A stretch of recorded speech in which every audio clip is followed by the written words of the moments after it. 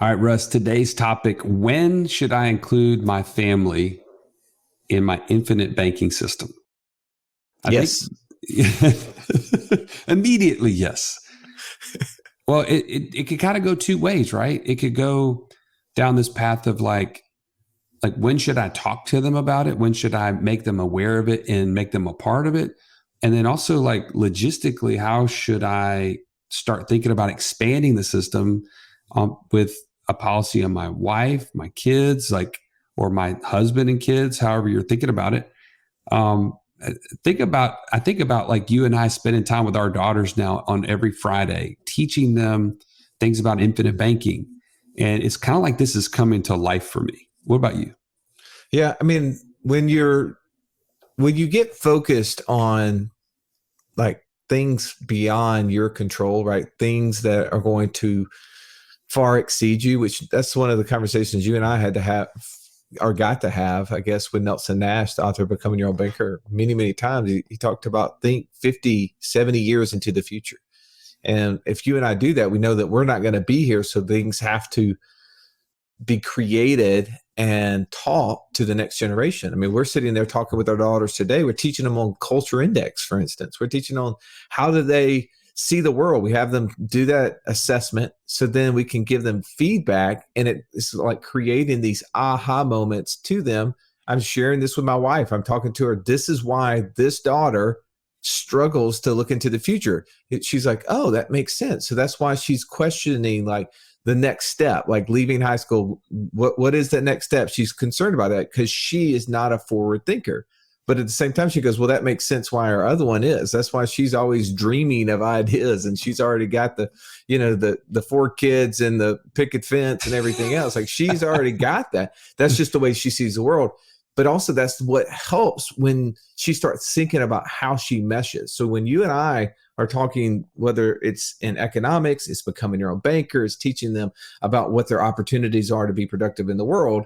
It is what we are talking about today, which is when do I include my family? And the answer is yes. You always include your family. You got to get them started. You got to educate on the process. Well, and here's the thing just an aside, you know this, but Russ and I are not doing this perfectly, but take action, right? That's something that I feel like we took away from this today with the coaches is, man, imperfect action in the right direction, right? We don't know exactly how to teach our kids this stuff, but we're doing the best we can. We're setting aside time to do it. And I just want to encourage you, like if you've got kids that don't know what you're doing with infinite banking, now's the time. Start small, start simple. Start with, like, if you pull out the Become Your Own Banker book, start with the human problems. Like Russ, you and I have been talking to our daughters about that out of Nelson's book, where he talks about he who has the gold makes the rules, right? That's the golden rule. And talking through that concept with your kids, they could be 9 or 10 or 8 years old and probably still have a good conversation with you about that topic. So get them started. They can. It just brings me to think about the fact that we're about to have an event here May 17th through the 19th in Austin, Texas, where we're going to be meeting with our passive income mastermind and a select few number of guests. So if you're an accredited investor and you feel like, man, you need to up your game, you need to be around other people that are helping you become a sharper, more skilled investor, then right now, send us a message. You can go to info@wealthwithoutwallstreet.com and type in the subject line, passive income retreat. And we are glad to send you the details on that to see if that's a fit for you. Joey, I love that today's topic is definitely talking about how do we include our family. So let's don't steal any more of its thunder. Let's pull up to the table and belly up.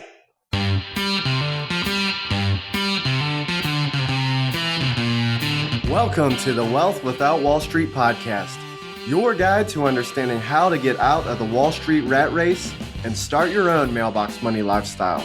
Now, don't let these handsome Southern draws fool you. These financial minds are teaching our country to enhance savings, increase cash flow, and create passive income, all without the help of Wall Street. Are you ready to break through? Now here are your hosts, Russ Morgan and Joey Murray. Welcome into the Financial Freedom Roundtable, where each week we break down complex financial topics so you can more easily understand them and, more importantly, take action on your path to becoming financially free. If this is your first time joining us, welcome. Grateful to have you in the room. I'm Russ Morgan. They call me the idea guy, mostly because lack of follow-through guy didn't sound as cool to me. But enough about me.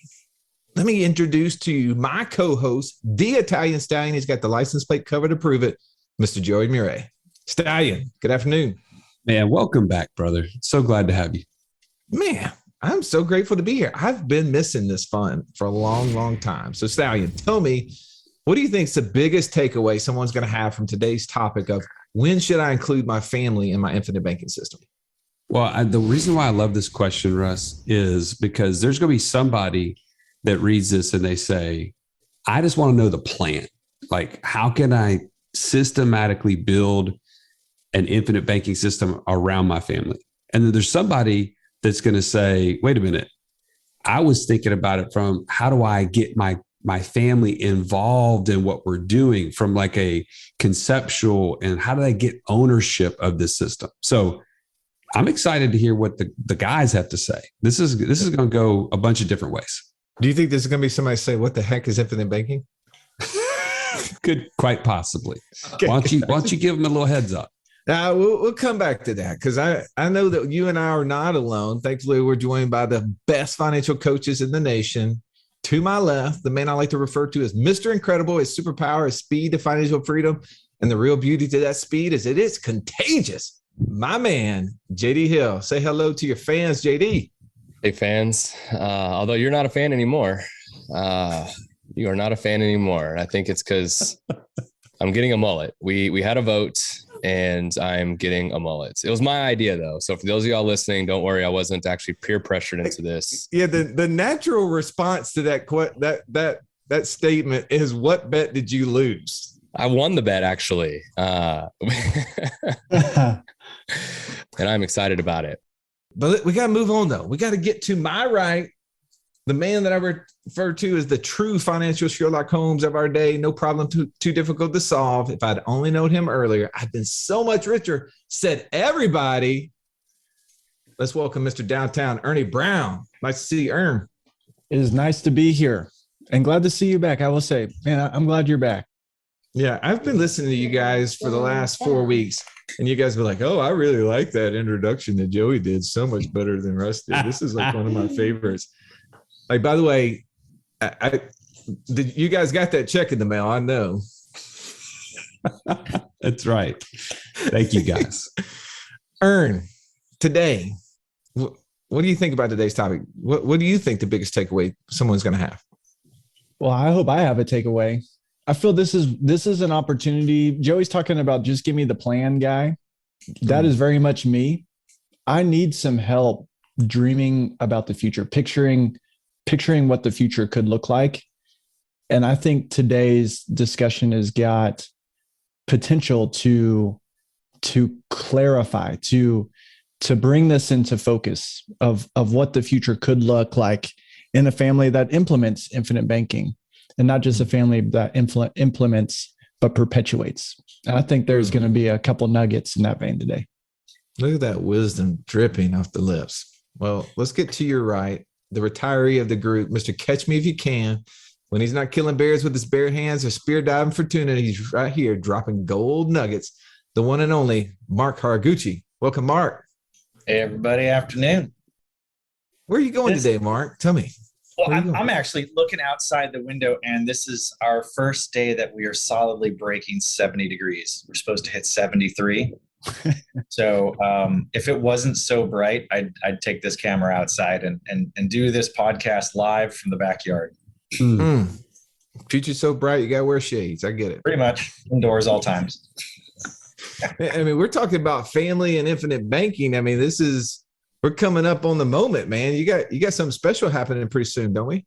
That's right. I mean, talk of family. My tribe is about to, either my tribe is going to grow by one, or I'm going to be included as a +1.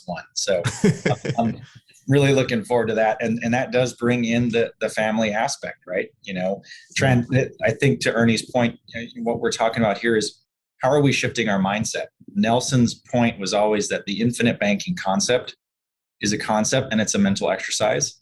And as you move through seasons of life, your wants, needs, and desires are going to change.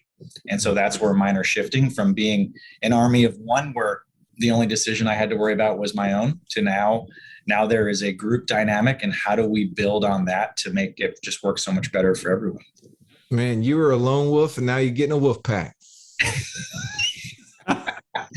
Yep. Mm-hmm. Hopefully without the hangover part though. I'm picking up what you're laying down. All right, JD, tell me why today's topic so important. Well, if you love your family, it's definitely always important, but I think it's important from the perspective that the sooner that you can include your family into these types of discussion, the sooner that you can actually start shaping and molding future generations and how they make financial decisions. And I think all too often we wait to have those conversations, if ever, right? Money is often a very taboo conversation, not just in social settings with friends and not with friends, but also with family in general, right? We don't talk to our kids about money. We don't want them to know how much we make or those types of things. And so I think infinite banking is such a wonderful conversation to really be able to discuss with your kids, because you're teaching them principles that they can go and learn and implement.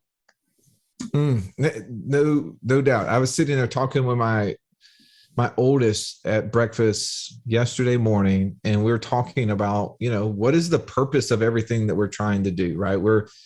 Me and the two of my oldest are going through this Turo class. We're taking this course on how to get into the car rental game. And it's asking us, what's our destination? What's our purpose here? What's going to make this interesting? What's the why behind it? And I think what you're saying is like, if we do this and we're successful at it, but we don't pass it down, then what's the real value? Because we can't take any of this with us, right? So we better be educating and promoting the people that are coming behind us to take action. And I think it was you, Ernie, that asked that question the other day of someone, just to challenge that thought process of 2 generations from now. What are they going to be thinking about? And I love that thought process. So Joey, what do you think, man? What's the most important thing about this? I think you guys have already hit on it, but the idea that it is a family banking system, right? Everything that we have been taught in the financial world is the silo everything. That this is your retirement vehicle. This is your savings vehicle for this purpose or that purpose or whatever. But it's just designed that each generation almost starts over again. And to me, what's exciting about infinite banking is that we get to be a part of starting something that will continue on, and it will only get better with time, assuming that we can do a good job of passing this down. And the knowledge of it is the most important. So yeah, when should you involve your family in your infinite banking system? From day one, right? And when it's appropriate for your kids at whatever level where they can understand. I mean, that to me is the exciting part. Yeah. And what you're saying there, Joey, this siloing method, I've been thinking on this a little bit. What does that mean? And I think to me, the most clear thing that's going on to me, the silo effect, is college educations. Most in the last 100 years, colleges has become, in a sense, the norm. It's the thing that you do, particularly in the last 60 years. So that's a couple generations now into college. What happens? Child grows up, borrows a bunch of money for college, spends the next 10 to 20 years paying back that college. Next generation comes along, borrows a bunch of money, spends the next 10 to 20 years paying off that college. Take the college and apply that to homes, vehicles, investments, retirement, income, all of those things, and put each of those in a silo. These are normal things of life that are being, the opportunity remains either to rely on the same bank across multiple generations to get the job done. That's not yours. Or for that person to be very, very strict and conservative with the limited amount of cash that they have to make those things happen. And each generation gets no further ahead. 100%. I've just been trying to flesh this out. What does this look like over multiple generations? What's going on? And that helps me to even gain clarity in my infinite banking system. As we're so dialed in and pursuing financial freedom, but what kind of opportunity is this creating just within the family? I had a conversation with my parents about this as I was getting ready to transition out of flying airplanes. And my dad said, okay, so what exactly is this thing that you're doing? Come on, tell me again. And so we had that conversation about 3 or 4 times, which I thought was reasonable. And it was just that he had to take it in bits and pieces. But when he saw the moving pieces of the puzzle, so my dad is in his early 80s, I'm in my mid 40s. And he said, man, yeah, if only I'd have known about this earlier. This just makes perfect sense. He's like, I totally get it. I understand what you're talking about. And I said, yeah, shame on you for not figuring this out earlier, because we'd be having a totally different conversation if you could have put this on me when I was a kid. And that's obviously another question that comes up, right? Is, one of the things we're talking about is, well, when is this important? And my comment is, well, when is this ever not important? And 14 days is the earliest that you can start a policy on a newborn. And wow, think about the long-term trajectory. Imagine if I would have had a 44-year-old policy right now. Think about the internal inertia. That thing would just be like the Titanic, except it wouldn't sink. It would just plow on through that iceberg and break it. So you're 44 years old, Mark? I know. Holy cow. I'm halfway there. That's it. It's all For a downhill. couple more days, at least. Well, I'm sure we can the same age. Exactly. Yes, exactly. I got to bring everybody up, just come on. Get with me. Ryan was in here the other day, and he actually blew up this little balloon and then drew on it. And if you're not watching our podcast, either on YouTube or if you're not a part of the inner circle, you should be. I ask you to go to whatwallstreet.com/inner circle, and you can find out more behind the scenes stuff, like how my son drew a little picture of this little person, and he called it my future self. And I said, oh, wow, that's pretty interesting. So how far in the future is this guy? And he said, 15 years. And I said, well, how old will I be in 15 years? He said, 60. And I thought, no, I won't. I can't be 60. But then you did the math and you realized he was right. No, I knew he was right. But think about that. That's pretty crazy, because time's happening fast. And to your point, Mark, had your dad been able to do some of these things before, what that would have looked like. But also, we have the ability to plant that seed today, right? If we haven't done it, we have the ability to plant it today. And in light of everything, right, when we're talking about, there's 3 kind of components to the infinite banking concept and applying it. First is we have to identify where the cash is going to come from. And then secondly, then we're going to start designing a system. And who do we start with first, Joe? Ourselves. We're going to be the first ones. The breadwinners of the family should be the first ones setting up this system. And then secondly, that's where our family is going to get involved. That's where we're going to design plans on our spouses. I was about to say spouses. That would, depending on what state you're in, that could be legit or not. Stop it. Spouse and kids, right? And that's where I see this applying. So is there anything that's happening today that you think that would bring all of this to the forefront of? Well, I'm going to say that to me, the most important thing we can do is to get our kids insured, our kids and spouses insured as fast as possible. And here's the reason why. There's a lot of other reasons, but one of them is that this doesn't ensure or guarantee that you're going to be able to educate your family on this process. But when you have them insured and now they're a part of the actual system, it certainly lends itself to the fact that now you have something that you have to explain to them that will make this all kind of fit together. I mean, Russ, for you and I, right now, we're sitting there going through their individual policies with our daughters on these calls we're doing every week, giving them this kind of financial literacy, this basic stuff. And part of that is showing them that we started for them years ago. And what is that doing? I mean, that's spurring conversations about, man, what could I do with that money? Like, how should I steward that money? Right? Those are not conversations I was having with my parents. No. And it's not because infinite banking or a life insurance policy makes that happen. We have to still take the initiative, but man, it sure does help. This podcast is amazing, almost too amazing, Russ. There's too many ideas, and I don't know where to get started creating passive income. Well, here's the thing, Joey. I think one of the things you need to consider in that statement is, what is it costing you to not know? What is it costing you not to take action? I love the statement that says you don't have to be great to start. You just have to start to be great. If you're struggling on where to start, you have to know what type of investor you are. Know your investor DNA. And if you want to learn more about this, you can join us in our Passport Challenge at wealthwithoutwallstreet.com/passport. Get started today. Well, it helps us connect the dots, right? Like we need to be talking about these items around them so that they know what's happening, so then they'll know what to do. All right, so there's three main points to today's discussion, I believe.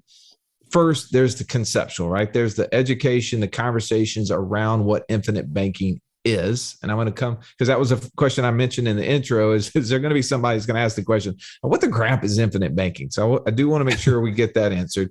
Secondly, I think it's the logistical part of, like, when do we start policies, at what age, income, what are the needs, that kind of stuff. And then third, practically, are there limits, right? Are there opportunities that I should be taking advantage of? Is there a system or a process in which I can implement this approach? Okay. All right. So conceptually, let's talk about first, what is infinite banking, Joe?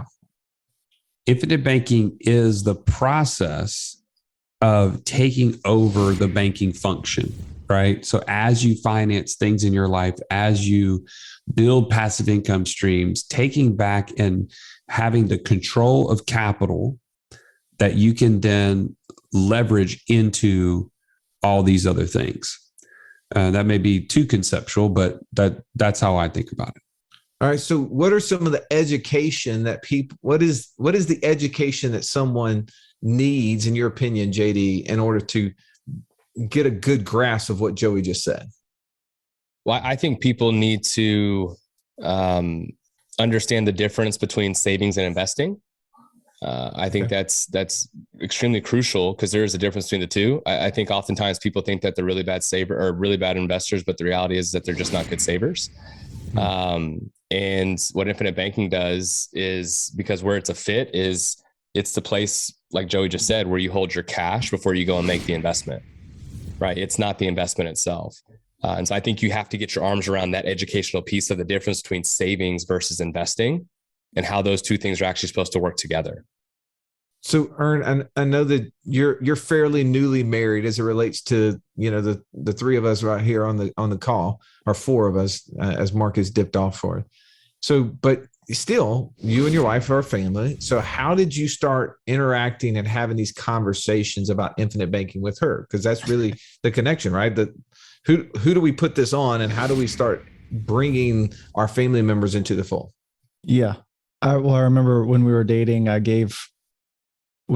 as I was letting Caroline get to know who I was, this is so nerdy of me, but I gave her an article that Nelson Nash wrote because he was so important to me. On a date, I printed out an article and stapled it together and said, "Hey, I want you to read this." And then I remember also another time when we were engaged, I met her somewhere. Actually, it was in a coffee shop, and I was reading the book Entrusted. Yeah. Which, we weren't even married yet. And here I am, like, reading a book about creating this family legacy plan and all these things. That comes to mind. So I think the point is, we started really early. It was something, I didn't tell her how much life insurance I had on me until we were married. But once I did tell her about how, when we had disclosure of finances, where I was keeping my cash and some of the things I was doing with it. And then once we got married, very soon after, we spent some nights reading Becoming Your Own Banker together. and talking through how this works. And then as quickly as I could, bought a life insurance policy on her. And we've gone from there. Every financial decision that we are making now, we talk through it and we talk it over and over and over, and just to make sure that she's included. So I don't know if that's a perfect answer, but we started early as best as I can. We stay consistent, and I make sure that she's involved in the things that I want to do and the things we're doing. Well, Joey and I, as we said a second ago, are trying to share these ideas with our daughters. And we actually took the Becoming Your Own Banker book. So we teach on Friday mornings with them. We took the Becoming Your Own Banker book, said, all right, I want you to read it. And we're going to start reviewing the book. And it was really eye-opening to us as we started looking at that, like when you're teaching someone 16 years old and under who don't have any background in finance, right? That even some of the basic terms of checking accounts doesn't make sense. It really challenges, how do you get this on a you and them level, right? Like, how do you get it to a point where they can absorb what's happening? And one of the first things we did is that we had them go through the human problems. If you've ever read the book Becoming Your Own Banker, he talks about these 5 human problems. And by the way, if you want a copy of that, you can go to whatwallstreet.com/infinite banking. And on that page, you can click on it and buy it right off the Infinite Banking Practitioner Nelson Nash Institute page. But just going through those specific things, talking about our need to always be learning, right? Not to have the arrival syndrome, knowing that we have to protect everything that we have. Otherwise, someone will come and steal it. You know, Willie Sutton's law on taxes. Understanding, use it or lose it. And it goes on and on through these human problems. I think it's just interesting. So if you're exposing maybe a child to this concept and wanting to get them on board, or someone who doesn't have a financial background, I start with those 5 things, because if you can understand that, then you understand the need and the want behind this. All right, so let's move on to the second point I think we need to cover today, which is the logistical part of when do we start policies. Mark, obviously you're the tactician in the group. Talk to us about that. When do you think we should start evaluating bringing on our family into this process? I think there are ways that you can bring the family in measured succession. So that, for example, go back to that earlier comment I made about a 14-year-old baby, right? An 14-day-old. 14-day-old. Thank you. 14-day infant. Well, clearly they have no idea what's going on. So you really can't bring them into the conversation, but we can set the foundation, right? We can set the system in place. We can let it continue to grow, have a safe, secure place to store. And as they get older, as we go through that first step of the conceptual, we can bring in the conversations like Russ and Joey and JD have with their kids. Hey, how do we look at these things? What problems are we trying to solve? And then you begin to share with them the tool that actually is, quote, tied with them, that at the time and place of your choosing, because you are the owner of it, when they are responsible, then that torch can be handed off. And just like I think was it Peter Parker's uncle who said that with great power comes great responsibility. And that's exactly what the handing off of that torch is. You are basically handing them, the keys to their potential future. And it's up to them if they want to safeguard it or just go throw it around in the night and see what happens. So I like the Marvel analogies, if I can. So what would you, JD, add to that as far as like maybe just some technically, like how do you think about expanding the system, from who do you insure when, things like that? Any other additional things besides, when you can get your 14-day-old baby insured? Yeah, Russ had touched on this, and I've talked about this often to the folks that I get the fortunate opportunity to coach. Is I look at things as kind of like a waterfall. For those of y'all listening, you don't see my hands moving, but basically, you've got mom and dad first, and we want to max them out to the extent that we can. And the reason is because when one spouse passes, all that resource is going to flow to the surviving spouse. And then when that spouse passes, everything then flows down to the children from there. And so don't go chasing waterfalls. That's right. And so my perspective on that is max out what you can on mom or dad, and then max out what you can on the other spouse, and then move down from there to kids. While I think it's very noble that we oftentimes want to do everything we can for our kids, particularly if you have a background where you didn't have much, we can't forsake ourselves, because if I do something on my child and something happens to me, how is that plan going to stay fulfilled, right? How is that plan going to continue to move forward if there isn't resource for the surviving spouse to make sure it happens that way? So that's my perspective on how to properly do that.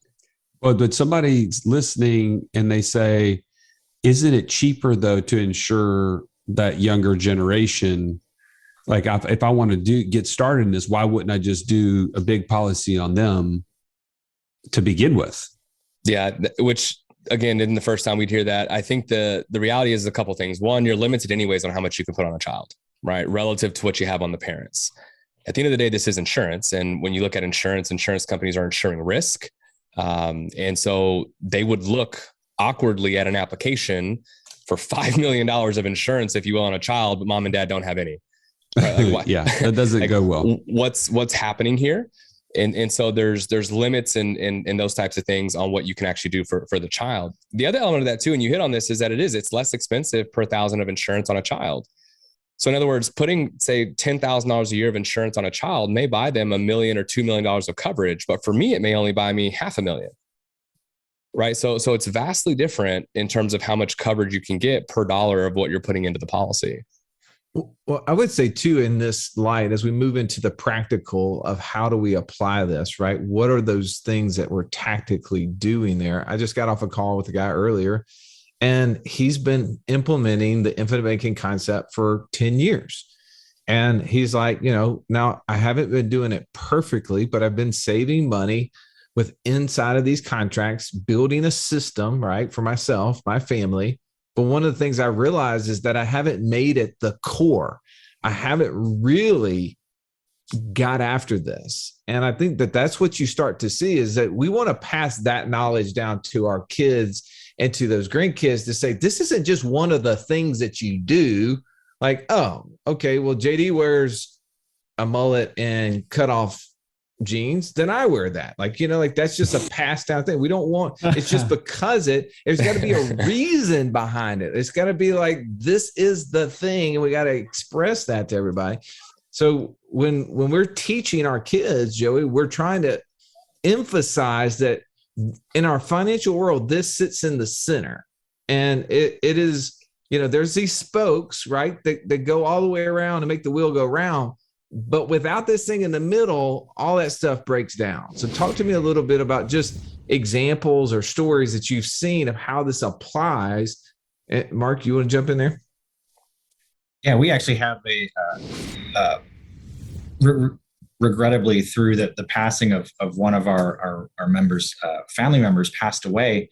And as tragic and heartbreaking as that is, what is so enlightening about the story is the plan that was put in place so that there was a family banking system going on. And when that family elder did pass, as the dust begins to settle, now the fruit of that labor is now coming to bear of, wow, look at this. Look at the legacy that's being passed on. The ancillary benefit of using this as a place to store cash, utilize it along the way for opportunities, life needs. Well, underlying it is an actual life insurance system.